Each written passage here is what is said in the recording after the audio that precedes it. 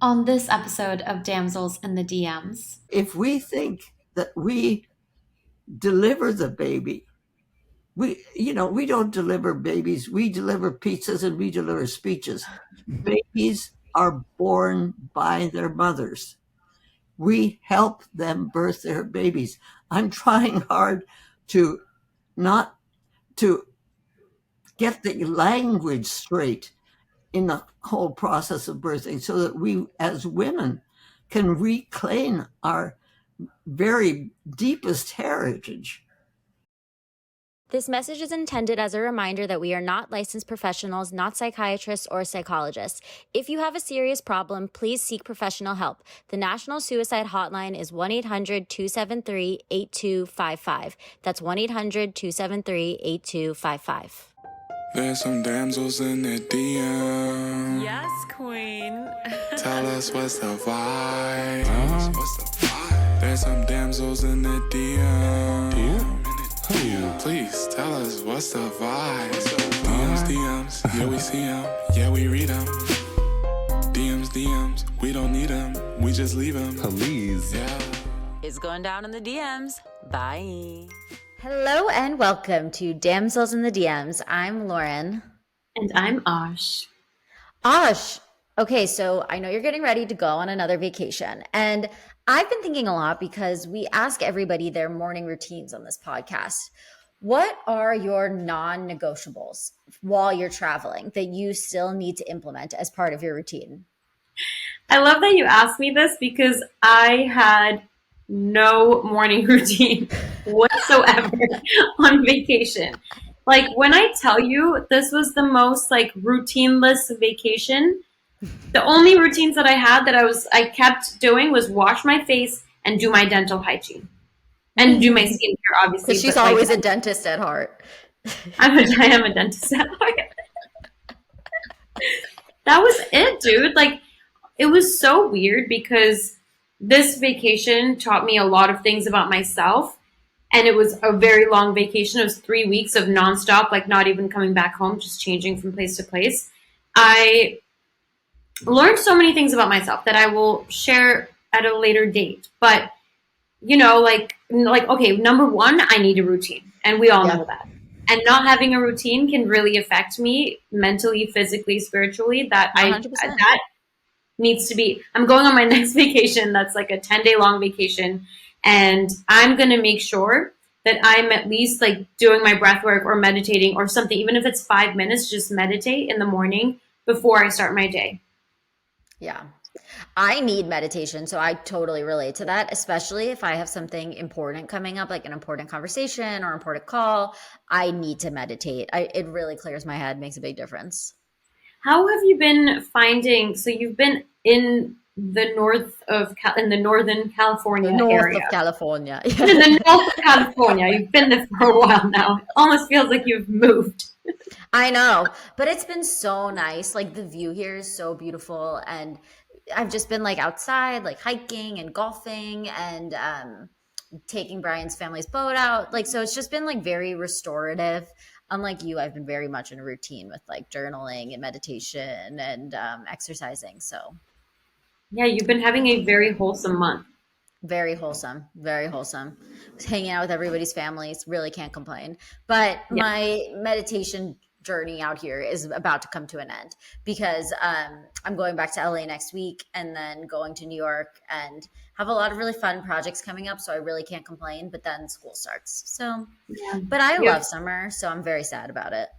I'm glad that you got a month to just reset, like rest and digest before the craziness starts of being in New York City, number one, which is crazy as it is, just being in a big city. And then Colombia starting again. It's your second year, which is insane. I know. And then, I don't even know what second year is going to look like for you, but I know it's going to be a lot harder and a lot more things going on. But a lot you're more about fun. to start school Now you know too. so much.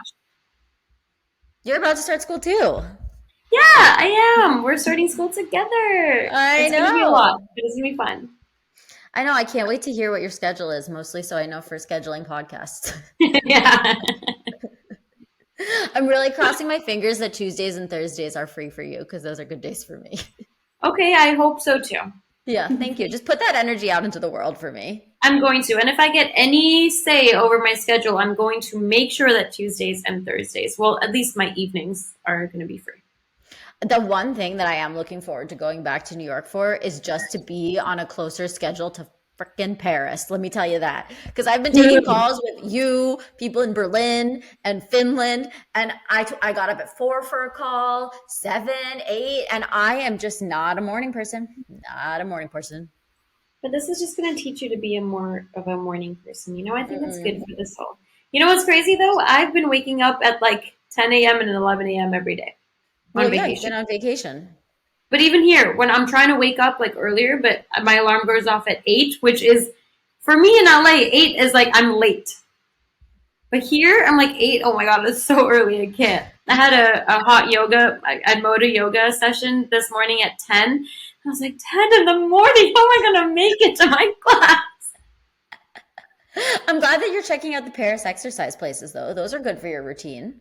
Yeah, I've been doing ClassPass, so that's really like it's been a nice way to get to know the city and get to know different studios here, which is really cool. Anyway, speaking of great ways to live a well-lived life, we have the author of A Well-Lived Life, Dr. Gladys, on the podcast today, who is an 102-year-old doctor, mental health expert, and overall genius, I would say. She became a doctor during World War II, obviously lived through the civil rights movement, through the Vietnam War, was born only a few years after women got the right to vote.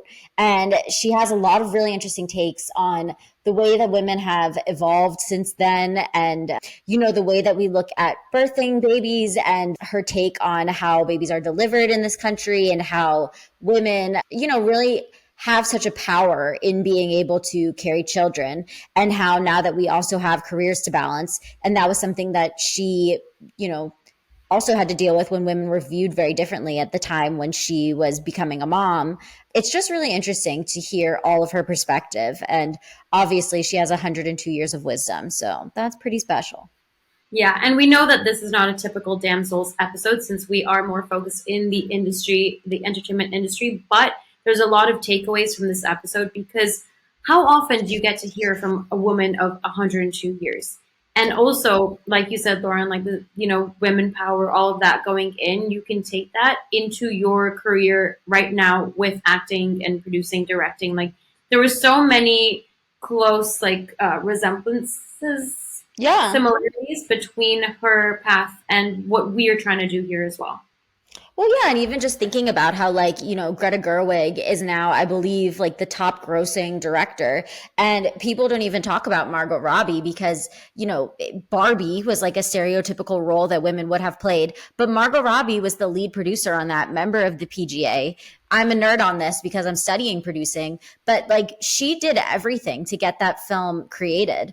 And people, if, let's just say Barbie wins the Oscar, people will see her go up and they'll assume that she's accepting an Oscar for her role as Barbie. But if it won Best Film, she would be accepting it because of her role as the producer, because producers are the ones who accept the role for Best Picture. And that's because they're the ones who bring the project to fruition. So, Margot Robbie, besides being beautiful and an incredible actress, she also had so much power in bringing such a insanely pivotal project to the world. So I think just talking to Dr. Gladys and hearing about the strides that women have made, it's only more powerful in today's era where we're talking about a picture that has been such a girl power. Did you even get to see it in Paris? Yeah, I did. Okay, I'm great. working.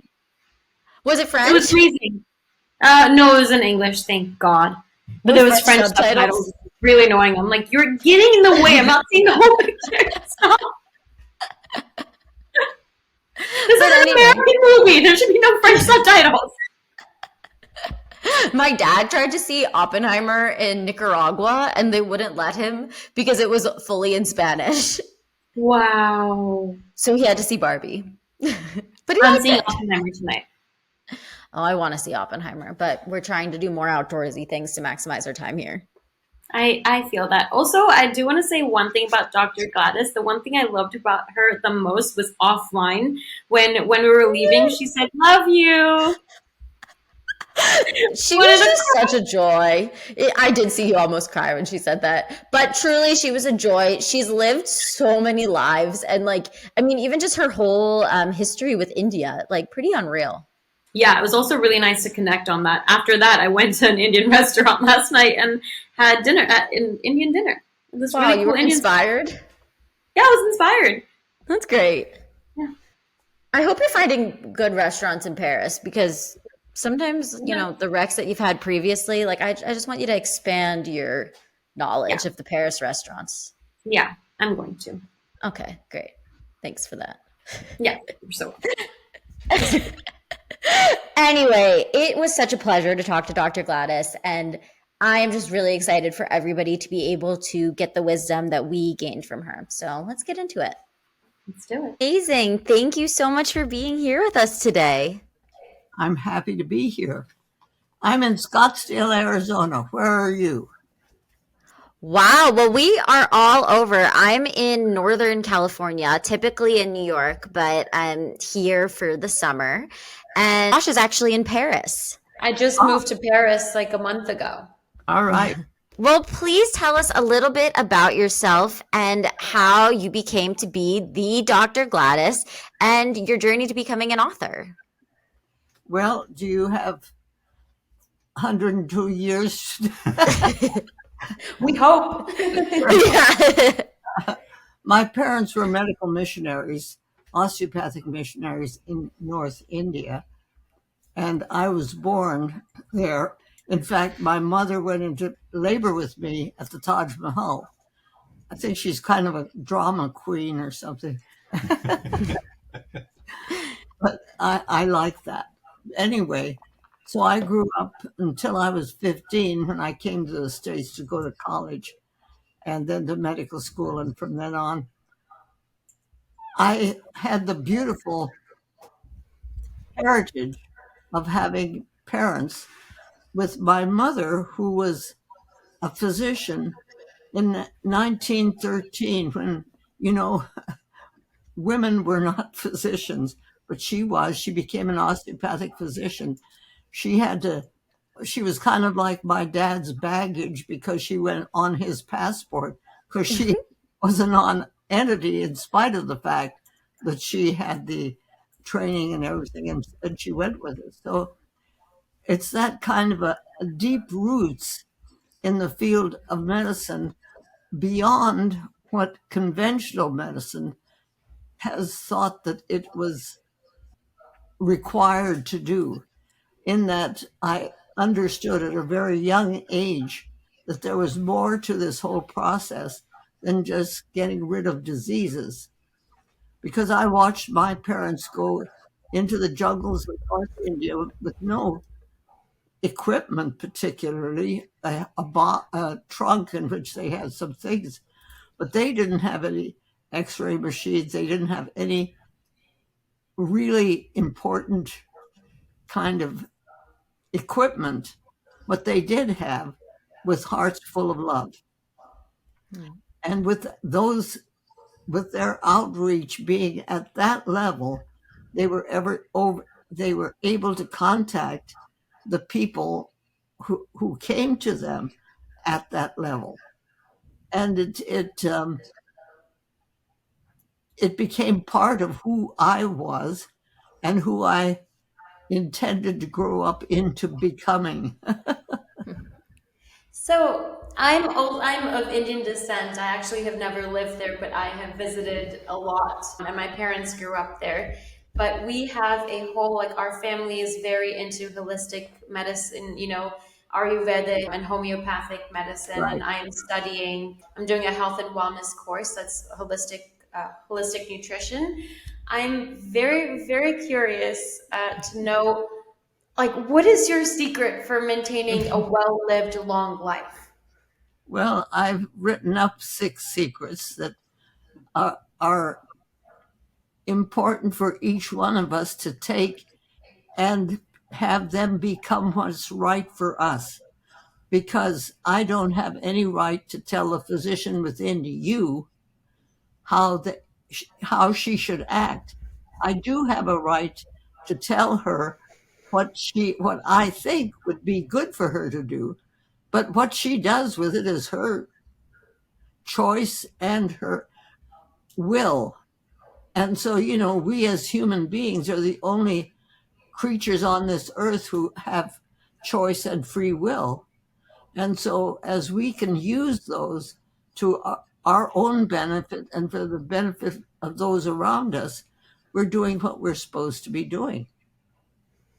What I think And we're supposed to be doing. what inspired you to put all of that down into your book, A Well Lived Life? Well, I had written books before about medicine. And the last one was Living Medicine Beyond Holistic. In other words, taking the medical field into the other part of life's existence so that we could incorporate our medical work in with that. But beyond that, there was the understanding that there is a very individually conscripted process, which as individuals have, which is what does the real healing.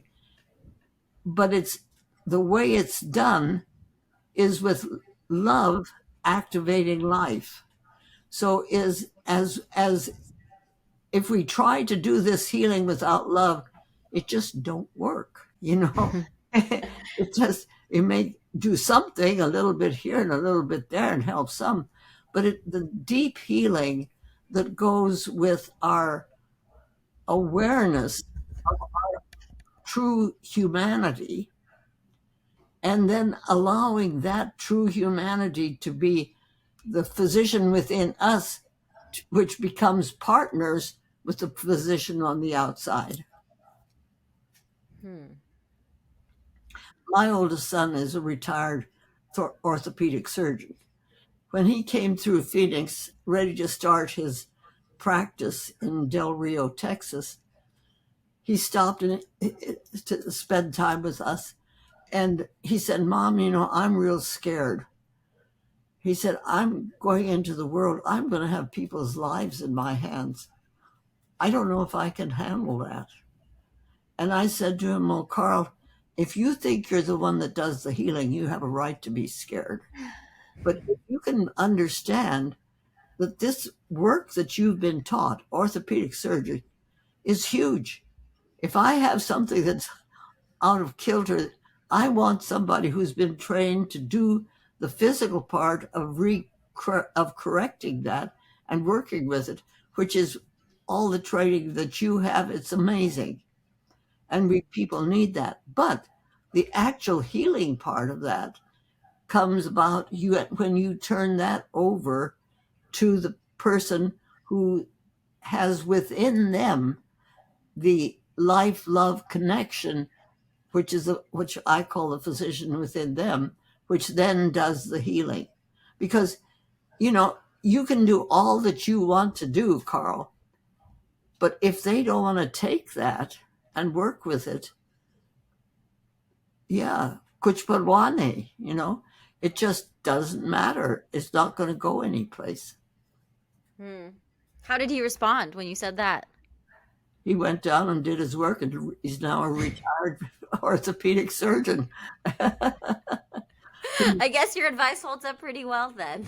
And now he's a master gardener, and he has solar panels on his property, and he has little donkeys, and he has grandkids, and he's grown, he's done what he needed to do, and now he's in that part of his life where he's doing the things that he feels are helping Mother Earth.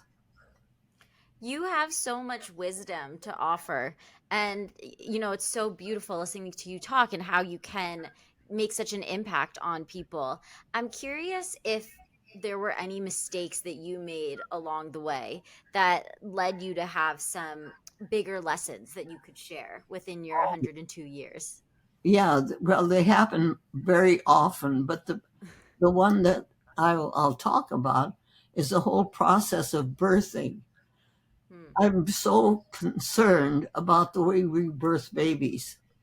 And we call it labor, and we think that we as physicians or midwives have to deliver the baby. I think that's wrong. I think what happened, and it happened during my lifetime. I started medical school just as World War II started. And in the process of learning about birthing, we somehow thought that the most important thing in the process of birthing was to help the mother get through the process without feeling anything. So we had what we called twilight sleep. We totally anesthetized the mother as she went into labor. I had my first two sons and didn't know for 24 hours after they were born that I'd had a son. It was that whole process. I think what happened is women for eons have understood that it's painful to have babies, but it's okay if you tune in with it and you understand what's going on. And this pain becomes what it is. I mean, so it hurts, you know. But that's I think I really think what happened is when men stepped into the field of obstetrics, they couldn't get this. They couldn't understand that whole issue that we as women understand about, oh, menstrual pain and all that kind of stuff. There are things that they just plain hurt, and you deal with it. You live with it. You do it. So they thought that the biggest thing in the whole process of birthing was to have the mother not feel any pain. So what happens then is that we, as the ones who were working with the mother, had to deliver the baby. And we put on forceps and we delivered the baby. And I got very good at that. I was able to deliver after coming head in a breech baby. I mean, you learn these techniques, you do what you are taught, and that's the way it was. And what has happened is that we have taken away from the woman her very birthright, which was birthing her own baby. Now, that doesn't mean that we don't need to help with the birthing. That's one thing. But if we think that we deliver the baby, we don't deliver babies. We deliver pizzas and we deliver speeches. Babies are born by their mothers. We help them birth their babies. I'm trying hard to not to get the language straight in the whole process of birthing so that we as women can reclaim our very deepest heritage, which is our ability to birth babies. How have you seen women's place in the world change, I guess? Because, I've heard in exactly what you're talking about that when men became more involved in the birthing of babies, that there was some fear that they may have because of the power that women carry, because of their ability to bring another human being into the world, which I think is truly something that people don't talk about, like what a power that is that women have. How have in your 102 years you've seen, I guess, the power that women carry? Are you seeing more women owning that today? What's different? Well, let me tell you, I work a lot with my dreams. And about 10 years or so ago, I woke up one morning with a dream that was just a big crash. And when I woke up, I was sort of in the dream and out of the dream, like in that state. And I saw myself in the high Himalayas where I grew up. I went to school in Landar, Sudi, and all the way through. Anyway, but I saw myself in the valley, in the high Himalayas, and on the right-hand side of the valley, there was a young woman splayed out on the ground, just barely breathing. On the left-hand side, there was a huge man in armor and just a great big man, strong man, splayed out in the same position.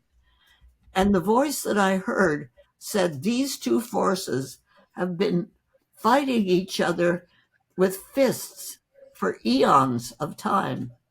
It's time that they stopped that and they came together with their fingers and did the job that they need to do in their in their positions.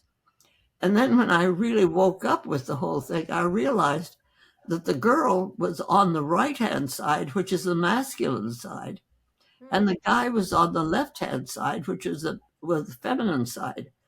And we, in our wisdom, had gotten the things all mixed up so that we thought we women were supposed to be more like the men, and the men didn't know what to do with the women, and all of this. The battle of the sexes was going on and actually just about killing each other. We just didn't understand anything about what it was all about. So I had this friend, so I'm trying to interpret the dream and figure out how we put this into our context. And I had this friend who was, she understood, well, she got messages and stuff. And her name, she was in Virginia Beach, and she said, so we started talking about this whole business about manifesting things and so on. And she says, I think there's a new word that she says I would like to start thinking about. We talk a lot about manifestation because that's like Jacob's ladder. You get your degree, you do the practice, you buy a house, you do something, you actually manifest something. And that's masculine. That's what they're supposed to be doing. But we as women do what she termed as femifest. That's manifesting. We as women do what she called femifesting. She said, we don't climb Jacob's ladder. We go up a spiral. And we can be up on the fifth rung of the spiral and know what's going on the second rung. We can stand in the kitchen with one baby in one arm and take care of what the kids do on the floor. It's that ability to know what's going on. And in reality, a pregnancy is like that. The sperm and the ovum come together. The ovum can't do anything until the sperm activates it. So the sperm comes in as love activating life. And so the whole process of life as birthing and so on. But and then that entity has the privilege, and the mother has the privilege and responsibility of understanding that everything she eats, the baby eats. Everything she says, the baby knows. What she thinks, the baby knows. In other words, during the pregnancy time, she is totally helping manifest a whole new entity.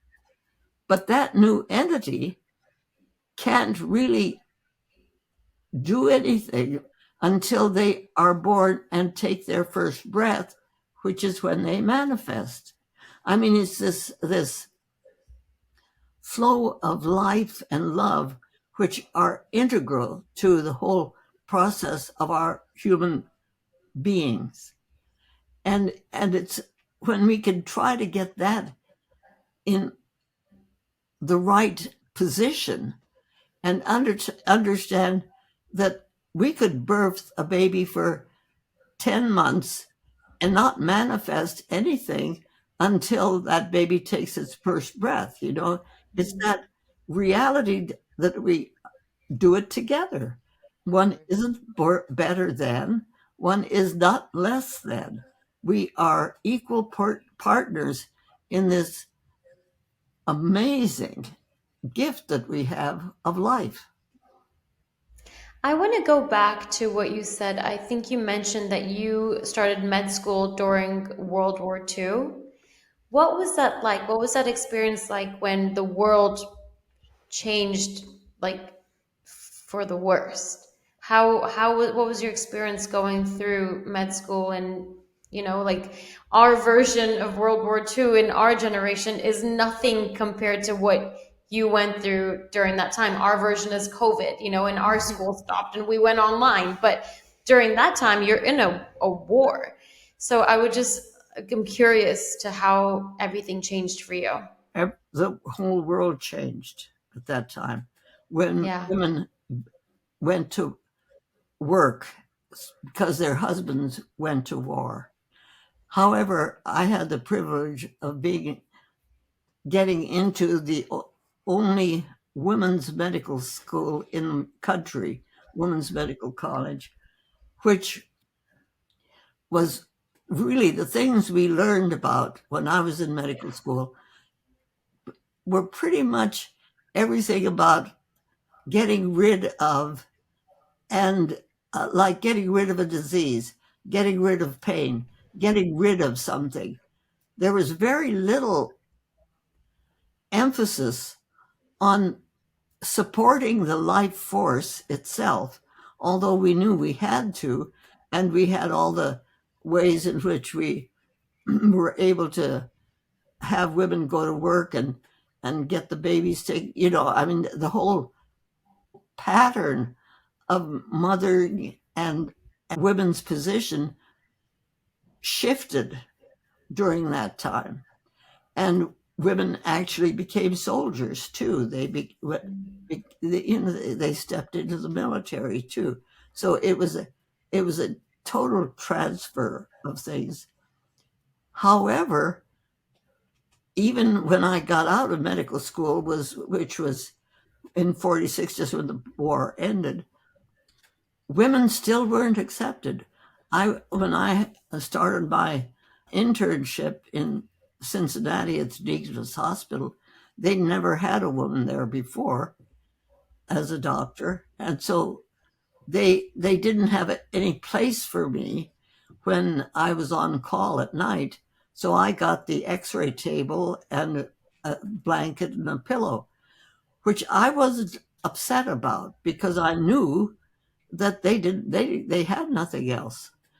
And I was very glad to be able to have that, because I was after getting the training, getting the licensing. And I didn't know it then, but I was very intent on manifesting the whole process of what my education, which I had manifested, had brought me to the point of doing.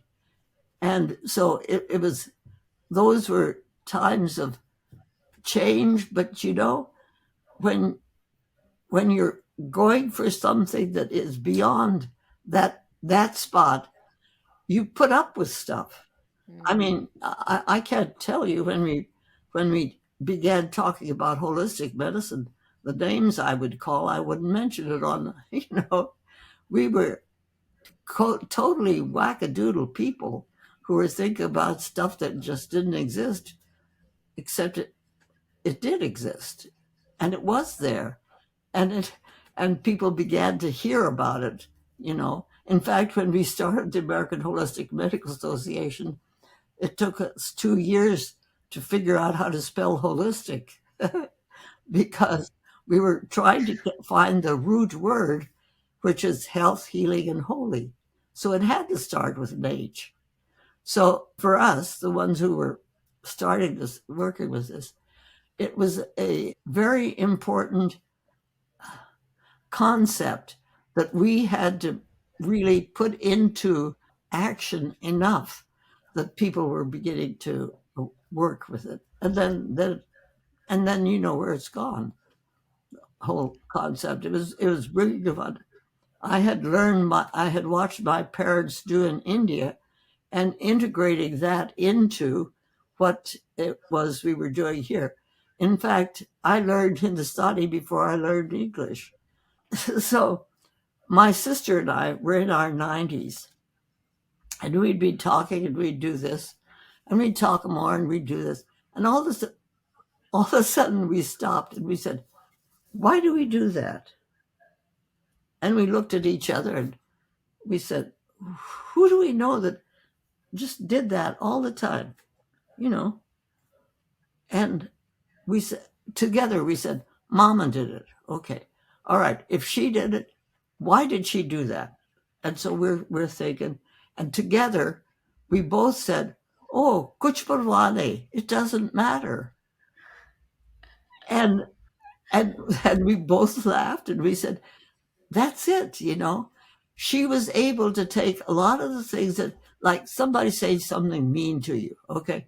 You can say, oh, that hurt me. That hurt my feelings. And you take it right in and you're so hurt and it's so bad and it's so sad, you know, and you go on with that. Or you can just take, and it's just a kuch parwa nahi. It doesn't matter. Let's just talk, you know.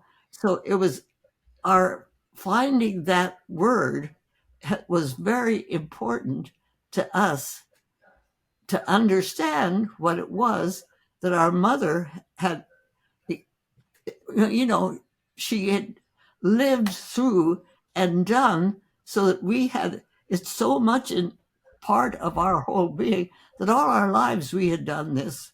And there were lots of things like that. So I didn't have a bed. The guys had a bed. I could sleep on it. You know, it's that kind of thing of accepting what it is, because your goal is what it is. See, I have this kind of idea. I don't. It's just my idea. I think what God created, God, whoever God is for all of us, when God created the earth, it was beautiful, and it just things were lovely and everything done. And then He created the human being, and He said to us as humans, now here you are, you have choice. You're the only thing in the whole world that has choice. You have free will and you have free choice. I therefore give you dominion over the earth. And we, as such bright human beings, thought He said, I give you dominance over the earth. And we have created such hardship for Mother Earth because we thought we had the right to dominate and take what we needed and wanted, you know, I don't know, all this stuff. But I think what we're looking for now, I think we're in a new time of change and growth as true humans. I think we're reaching for our true humanity. I think that's what E.T. was reaching for when he was wanting go home. You know, he wanted to go home. I think in our heart of hearts, we are really reaching for our true humanity. That's why we're beginning to understand the importance of life and love together, that they are essential for each other. At what point in your career did you become a mom? Well, I was pregnant with my first son when I was doing my internship. My Bill and I, my husband and I, decided we wanted 6 children out of the blue. 6 children. We want 6 children. Okay. So you got to start someplace. And I thought, in my mind, you know, I don't mind having them real close together because then they get to be good friends for each other. And I get to go out and work and have somebody come in and help. You know, I had that kind of figured out in my. So we started our practice in Wellsville, Ohio, which was a little Ohio town on the on the river. And so I thought, well, you know, here we are, let's do it. And so I had 4 children in 4 years, which made sense to me. And the women who I was taking care of in town, who, you know, this is before birth control pill or anything like that, but they would say to me, we think you above all people would know how not to have babies. And my response to that was, don't you think I maybe want to have babies? And they, what? They had no idea that they had really had some choice over whether they did or not. But it was right when we started our practice. And so my children have grown up with me being a doctor, and they, like I did, my mother was a doctor. I was, so what? She's a doctor. And it worked out, it worked out very nicely because actually my kids like each other. And I had two later on. I had the four while we were in Ohio, but when we came to Phoenix, I had the last two.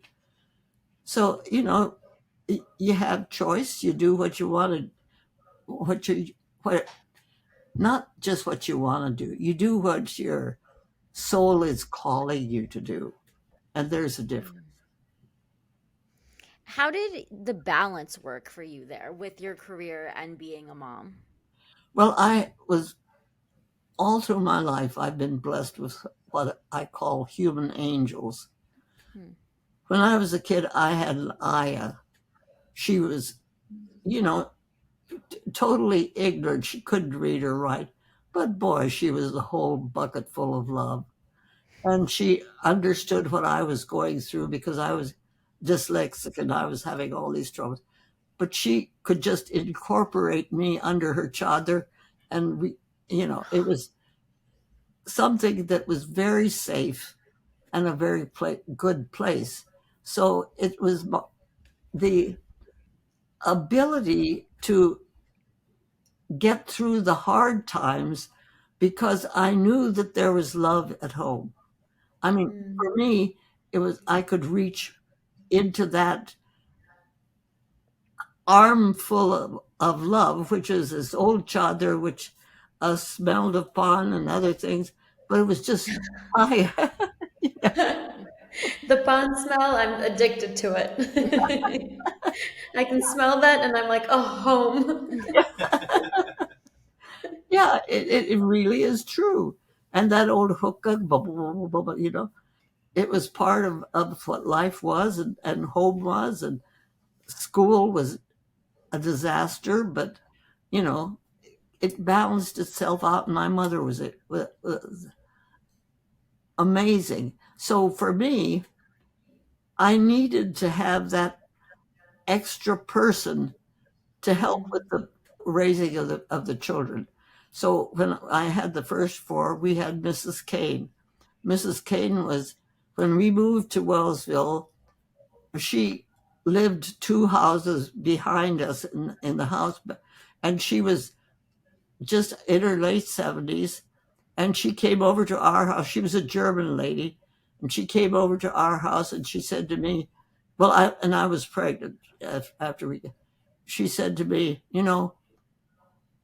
I'd like to help you. So may I, she offered her services as taking care of the home. And I'm telling you, if you have a German lady taking care of your house, that's a clean house. Just beautifully, And so through the years, well, like when I was doing my internship, the resident, the chief resident, and at that time, he knew three things. He knew, first of all, women didn't belong in medicine. He knew I didn't belong in medicine. He knew pregnant women really didn't belong in medicine. So his job was to make it so awful for me that I would either die or I'd quit. Well, that wasn't about to happen. And I knew that I wasn't going to let that happen to this baby I was carrying. So what he did was schedule me for surgery, for the longest surgeries available, at 7 o'clock in the morning. There was no way I could get any breakfast because the cafeteria didn't open until 8 o'clock. And so with this pregnancy and with the occasional upchucking with, I was very vulnerable at that point. But one thing I knew was that he wasn't going to get me out, and he certainly wasn't going to damage this baby of mine. And we were there for keeps. And then the schedule started to change.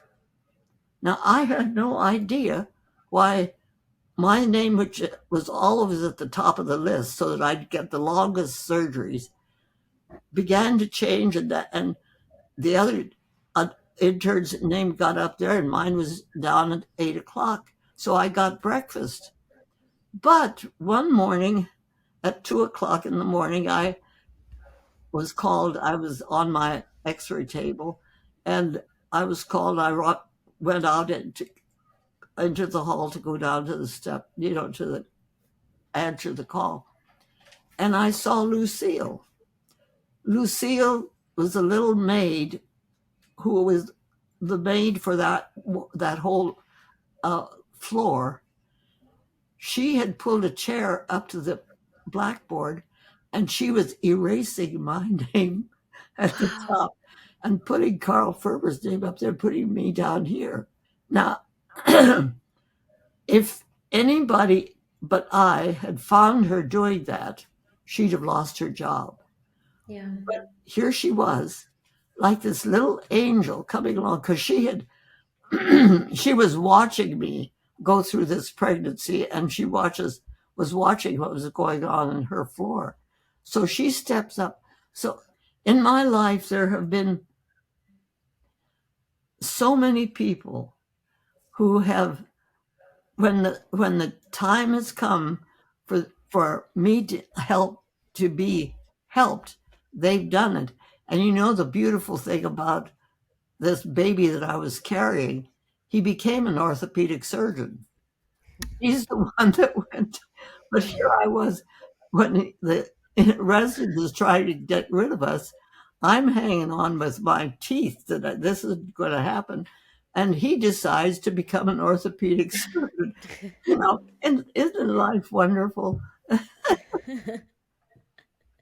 So did all of your kids end up going into the medical field? No, but I have 4 of them that did.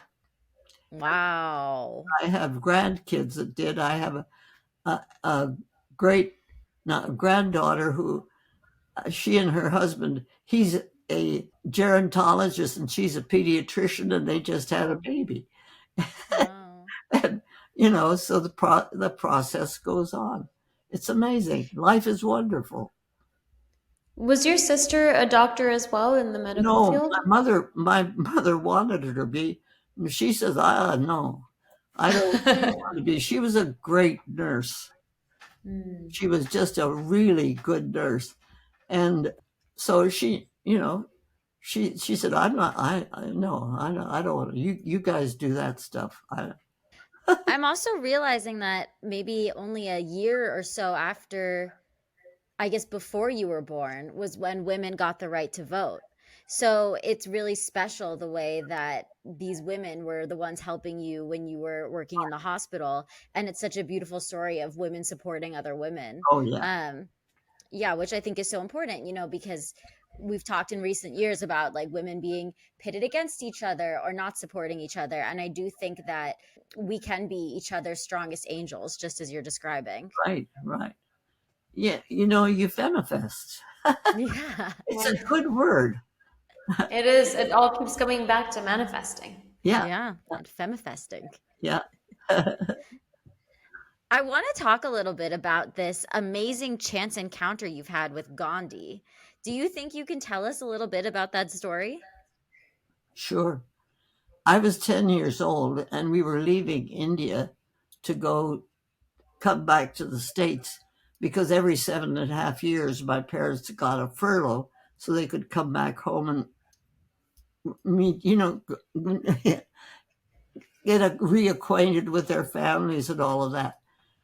So we were leaving India, and I was really unhappy. We were in the train going from Roorkee down to Bombay, and I didn't want to be leaving India, but I was 10 years old, and this is the way it was, and we were on the train, and I had my face almost plastered against the window, and as the train began to slow down, as we came into a station. And in India, there are lots of people around all the time. So there was a big crowd around, but this was a crowd that seemed more structured or something, and they were all just chanting something.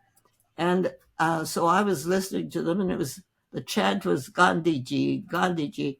And then I saw him at the head of the group, in front of the whole group of people that were coming past the train window.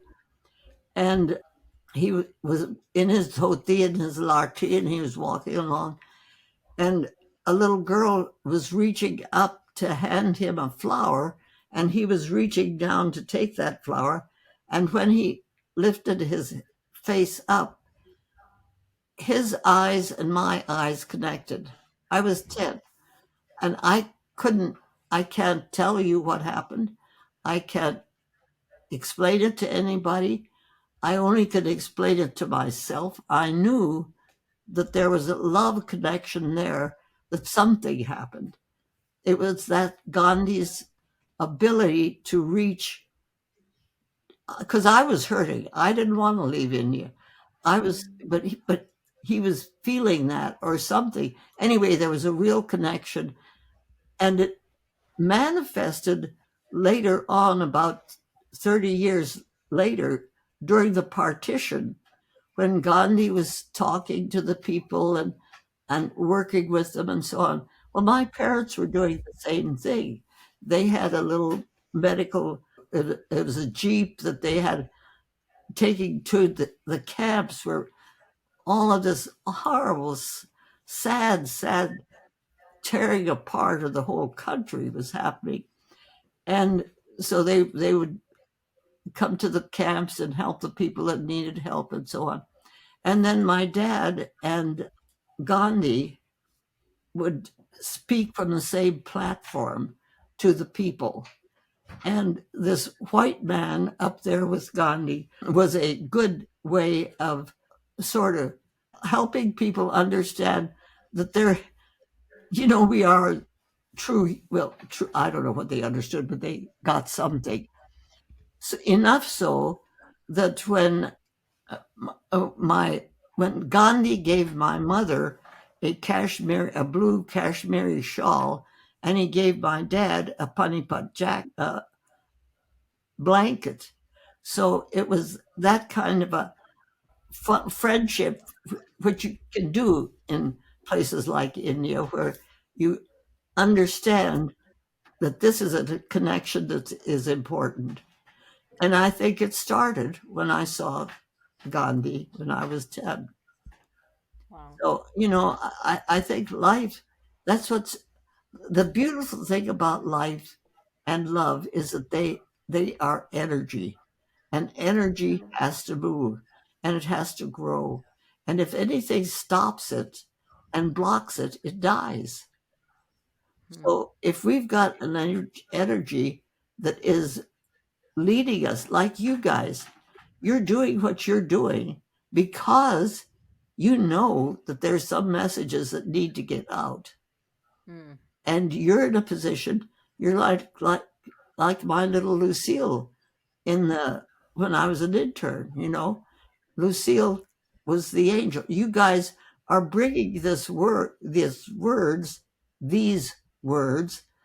to the world in a way that no one else can take your place. You got to do it yourself. It's like this huge jigsaw puzzle, and every one of us is a piece in it, and no one else can fit that piece. I've tried putting another piece in, it doesn't work. Each one fits in the special place that it has. Nothing else can fit there. No one else can take your place or mine. It's And true. if you have a 1,000-piece puzzle and you get it all put together and there's one piece missing, you drive yourself crazy trying to find that one piece to fit in that one place. You know, it's Yeah. that's how important each one of us are. Thank you for saying that. And that I think that's so important because, we're both actors and typically we talk to entertainers on this podcast. And one of the things that you've brought up is manifestation. And that's something that a lot of actors work with, and femifesting, as you were talking about. How do you think that people can do that effectively and cultivate this love and positive energy into their lives? the first thing they have to do is learn to love themselves. And it's the thing that I told my son Carl, he had to be in touch with a physician within the patient. So that means that the patient had to accept the fact that he was, or she was, the one who made the decisions about how this healing was going to happen. Because the orthopedic surgeon or the surgeon of any kind could do the work that they need to do and and tell you what he thought or that she thought you should continue with. But if you don't listen to it, if you don't hear it, you're not going to do it. And or maybe you will, just, who knows what you'll do.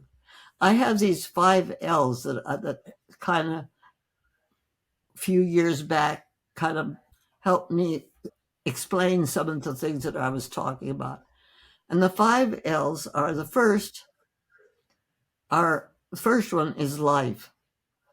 Life by itself can't do anything. It's like the little seed in the pyramid that has been there for 5,000 years and it hasn't done anything until love, in the form of water and sunshine and so on, softens the shell and it can open up and it could grow. So life and love, like sperm and ovum, they need each other. One can't really begin to live until it meets the other one. So the life and love are integral to each other. The third L then is laughter. Laughter without love is just mean. It's cruel. It tears families apart. It tears countries apart. But laughter with love is joy and happiness. And the fourth is labor. Labor without love is drudgery. Oh, I gotta go to work. Too many diapers. This is just too hard, But labor with love is bliss. And you work twice as hard or 5 times as hard because what you're doing makes your heart sing. It's bliss. It's really, this is why you girls, you young women, excuse me. It's why you're doing what you're doing, You have to do it. And you put more work into it than you would anyway. So that drudgery becomes bliss. And the 5th L is listening. Listening without love is empty sound. You can hear it all and not hear it at all. You can listen to it, but you don't hear it. But when you do hear it, it's understanding. Listening without love is empty sound, clanging gong, that kind of stuff. But with love, it's understanding. So for me, a few years back, this helped me just kind of put things into context with what was happening in life and around me and so on. And sometimes it helps to have some structure on which to build. Well, Dr. Gladys, I think it's time. Lauren, do you not agree to get into the DM questions? Yes, 100%. So first off, you've been around for 102 years. We want to hear about, do you have any healthy habits or a morning routine that allows you to have been here for these 102 years and to be the best version of yourself? Well, I get up in the morning and I stretch and I say my prayers and I, do other things and go down and have my 1 cup of coffee, and I have usually raisin bran and prunes and, just stuff like that. And then I start my day depending on what's happening. And for me right now, since this book has come out, it's awesome what's happening. I'm talking to you around the world. I was talking to a man from Cambodia the other day. I was Oh, wow. talking to people from Australia. You know, it's just absolute to have lived this long and to be able to make these contacts. Life is a wow. It's Mm. it totally amazes me, you know, and the fact that I can still walk around in my with my walker and go up and down my steps. And I have children that have decided that they one of them, my son Bob, is here now. He's a humanistic psychology person, but when he was 3, he came into the house and he says to me, I know something, Mama. And I says, what's that, Bobby? He says, if I make a friend and he makes a friend and he makes a friend, it's going to go all around the world and come back to me. Of course, he's a psychologist.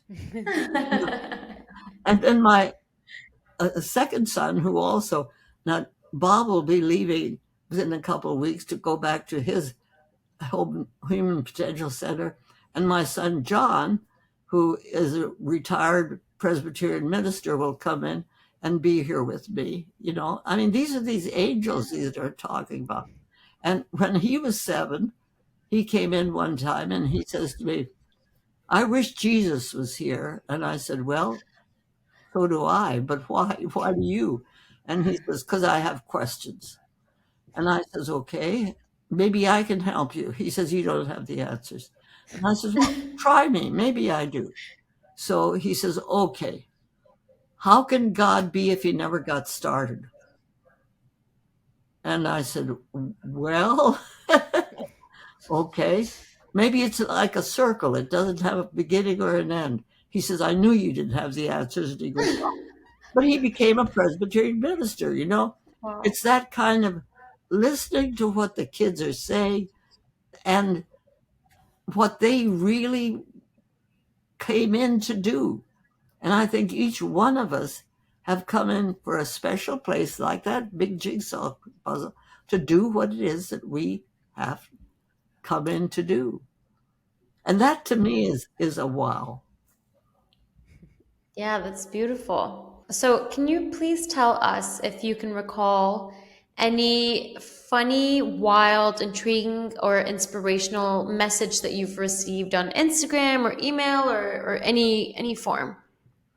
Oh, I've had so many delightful messages that have come from around the world. I don't know how to. Bob, can you think of any?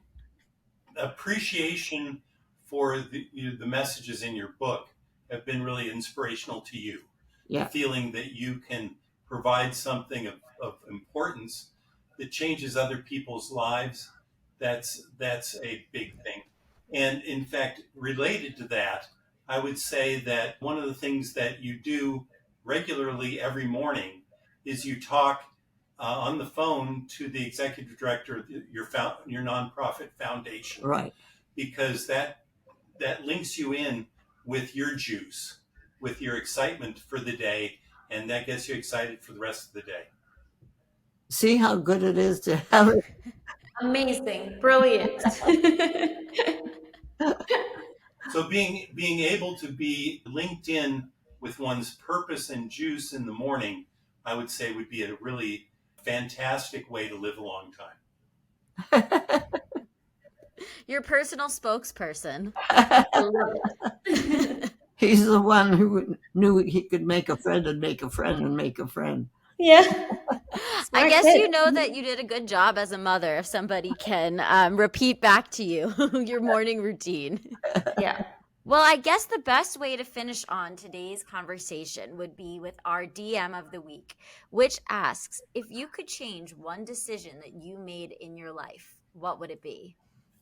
Well, I don't know because each one the difficult ones, the really hard ones, I don't like going through them, the illnesses and the things that I've done. But each one of them has taught me something that I wouldn't have learned if I had lived through them, because see, I think there's a difference. We tell people, oh, just get over it. You don't just get over stuff. You get it gets stuck somewhere in your psyche, and it's a painful thing. It's called ambiguous loss, or these are things like my dyslexia. I pushed that down so that I actually didn't even accept my voice, although I was speaking it and I was believed it and all of that. But I was so damaged by the dyslexic problem and having to read first grade twice and being a class dummy and all of that stuff. But the fun thing about that is that when we started the American Holistic Medical Association, there was a time when there were 10 of us sitting around a table, and we realized of the 10 of us, 6 of us were severely dyslexic. And we thought that's why we actually needed to find an alternative way of looking at illness, because I don't know how I learned to read, because those letters just went all over the page. But somehow I found a way, and that's what the other doctors around the table were saying. They didn't know how they learned to read, but they learned. And it's that kind of damage that happens to us. If we live through it, we can find the answers. If we try to get over it, we bury it and we don't get the answers, and we're damaged. And then we get into dark places that we don't understand. And because they never really, those dark corners in the house that have never been looked at. So it's that kind of understanding that these things that happen to us that are so hard to live with need to be lived with, because if they're just gotten over, they damage us. And then we have to really dig to get the answers that we need to have. If you could kuchpurwai some of the things that happen to you, it really, really helps.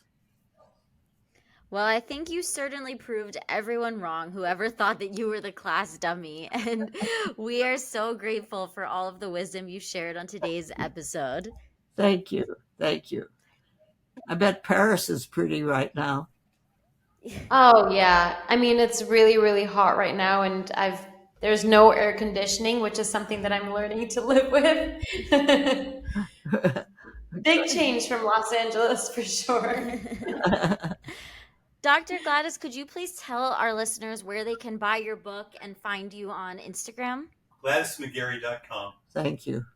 I got an echo. And Be Glad MD. Be Glad MD. There's just another one of those angels in the background. Absolutely. She's got 6 of them. Yeah. True. Well, thank you so much for your time today. It was truly such a privilege to get to hear everything that you had to offer us. And look up the Village for Living Medicine too, because there's a lot of work that's being done in that area too. Absolutely. Will All do. right. Thank you so much. Thank you. So nice to talk to you. So glad to talk to you. Thank you.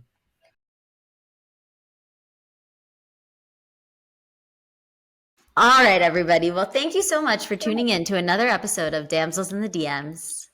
As always, please rate, review, and subscribe to our podcast, and send us your DMs, because we do love reading your DMs. And they're super helpful, and we'll post the schedule of people that we have coming on.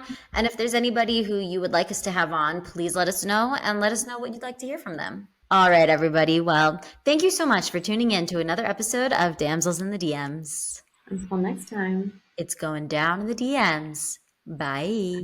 Bye.